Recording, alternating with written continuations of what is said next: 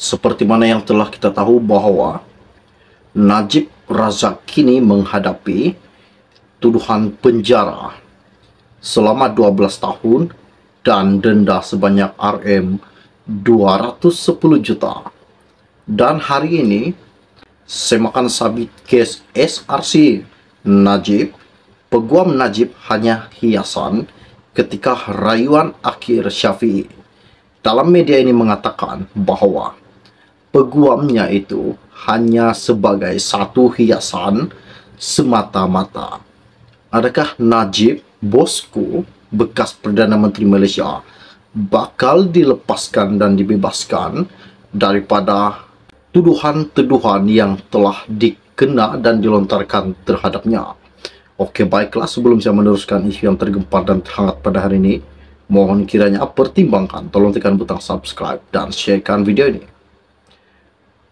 Baru-baru ini, lebih kurang 10 menit yang lepas, media ini berkata, peguam bela Datuk Seri Najib Razak dalam prosiding pada hari kedua semakan kes penyelewengan dana SRC internasional dihadapi bekas Perdana Menteri pada hari ini memberitahu keengganan Mahkamah Persekutuan membenarkan peguam Datuk Hisham menangguhkan prosiding rayuan akhir pada Ogos tahun lalu, menjadikan beliau sekadar hiasan dalam prosiding itu. Peguam Tan Sri Muhammad Syafiee Abdullah dalam hujahnya berkata, ia menyebabkan rayuan akhir itu dijalankan dalam keadaan Najib diwakili secara paksa, sekaligus tidak mendapat perbicaraan yang adil. Menurut peguam senior itu, anak guamnya sebenarnya tidak diwakili peguam ketika itu dalam usaha terakhir untuk mengetepikan sabitan dan hukuman penjara 12 tahun dan denda Rm210 juta yang dikenakan ke atasnya selepas didapati bersalah menyeleweng dana SRC internasional. Muhammad Syafiee juga berkata, Najib bukan sahaja tidak dibenar mendapat penangguhan, malah Hisham terpaksa kekal di mahkamah dan mewakili Najib walaupun selepas 2 kali memohon untuk menarik diri susulan daripada itu. Katanya, saya bukan bermaksud untuk tidak menghormati Tuan Haji Hisham, tetapi ketika rayuan akhir itu, beliau menjadi peguam yang tidak efektif kerana tidak bersedia. Ini sendiri diakui sendiri olehnya. Malah perkara itu sudah dinyatakan olehnya pada 16 Ogos tahun lalu ketika hari pertama pendengaran bahawa jika penangguhan tidak dibenarkan beliau akan menarik diri. Kemudian pada 18 Ogos, penangguhan tidak dibenarkan, jadi beliau mohon untuk menarik diri. Tengku Maimun dalam keputusannya berkata mahkamah ada kuasa budi bicara untuk menolak permohonan peguam untuk menarik diri daripada mewakili anak guamnya dalam keadaan di mana tindakan penarikan diri itu boleh mengganggu kecekapan dan fungsi mahkamah.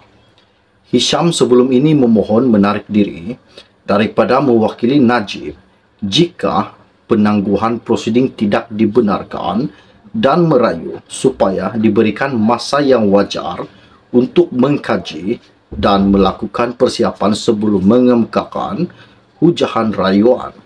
Sementara itu, Muhammad Syafiee berkata, keputusan Mahkamah Persekutuan itu yang tidak membenarkan penangguhan adalah satu kesilapan yang sangat besar yang mewajarkan Najib mengemukakan permohonan semakan untuk mengetepikan sabitan dan hukuman terhadapnya. Menurut peguam itu juga, apa yang berlaku pada prosiding berkenaan adalah bertentangan dengan asas perbicaraan yang adil dan tindakan yang diambil panel pada ketika itu adalah sesuatu yang tidak wajar. Terdahulu, prosedur perbicaraan bagi permohonan semakan Najib untuk membatalkan sabitan bersalah terhadapnya serta hukuman penjara 12 tahun dan denda Rm210 juta dalam kes rasuah yang membabitkan Rm42 juta dana SRC Internasional bersambung pada hari ini. Panel 5 Hakim Mahkamah Persekutuan yang dipengurusikan oleh Hakim Besar Sabah dan Sarawak Datuk Abdul Rahman Seble pada 19 Januari lalu prosiding kepada 20 hingga 22 Februari ini. Turut bersidang dalam panel ialah 3 Hakim Mahkamah Persekutuan, Datuk Vernon Ongkiat, Datuk Rodzariah Bujang, Datuk Nurdin Hasan, dan Hakim Mahkamah Rayuan Datuk Abu Bakar Jais. Najib tiba di mahkamah pada jam 8.20 dengan menaiki kenderaan penjara dan isterinya Datin Seri Rosmah Mansur turut hadir bagi memberi sokongan kepada Najib Razak. Bekas Perdana Menteri itu memohon untuk membatalkan keputusan yang dibuat oleh panel 5 Hakim Mahkamah Persekutuan yang dikotai Ketua Hakim Negara Tengku Maimun Tuan Maat pada 23 Ogos tahun lalu atau agar rayuannya didengar semula. Najib juga telah menfailkan petisyen memohon pengampunan diraja atas sabitan beliau dalam kes SRC Internasional. Selain itu, Najib juga melalui Tuan Syafiee dan CO pada 5 Januari menfailkan petisyen kepada Kumpulan Kerja Majlis Hak Asasi Manusia Pertubuhan Bangsa-Bangsa Bersatu mengenai penahanan Arti Batri UNWGAD. Petisyen itu telah difailkan di Pejabat Suruhanjaya Tinggi Geneva melalui penghujahan digital dan dia memohon membebaskan atau perbicaraan semula berikutan pendengaran rayuan Mahkamah Persekutuan yang didakwanya mempunyai kecacatan serius dan bertentangan dengan peraturan keadilan antarabangsa.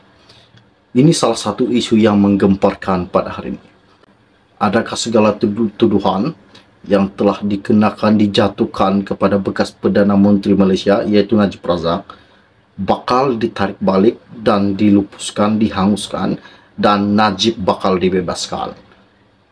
Pasti saya percaya dan saya yakin ramai penyokong-penyokong, ramai pengikut-pengikut Najib Razak yang berada di luar sana kini menanti kedatangan Najib Razak. Oke, baiklah, sebelum Anda meninggalkan channel ini, jangan lupa pertimbangkan tolong tekan butang subscribe dan share video ini. Kita akan berjumpa lagi. Salam jumpa dan salam kenal. Bye-bye.